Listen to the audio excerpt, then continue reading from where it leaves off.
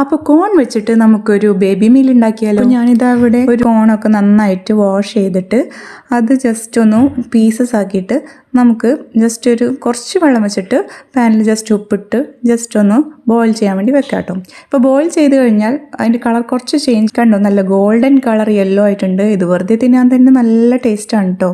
അപ്പോൾ നല്ല ഈസി ആയിട്ട് പോരും. ഇത് വെന്ത് കഴിഞ്ഞാൽ നന്നായിട്ട് ഈസി ആയിട്ട് നമുക്ക് പറിച്ചെടുക്കാൻ പറ്റും. അപ്പോൾ നമ്മളുടെ ക്രീം റെഡിയാക്കാനായിട്ട് നമുക്കിവിടെ ആദ്യം തന്നെ ബട്ടറാണ് വേണ്ടത്. ബട്ടർ ഒരു 2 ടേബിൾ സ്പൂണൊക്കെ മതിയാവുമായിരിക്കും കേട്ടോ.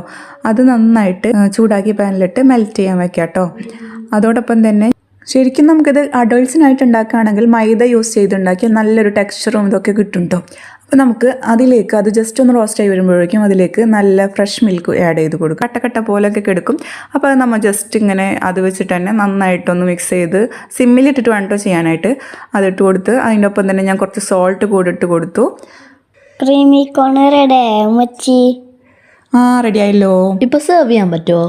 ചെയ്യാം കേട്ടോ. എൻ്റെ മക്കൾക്ക് കൊടുക്കാൻ വേണ്ടി വെയിറ്റ് ചെയ്തിരിക്കുകയാണ് കേട്ടോ.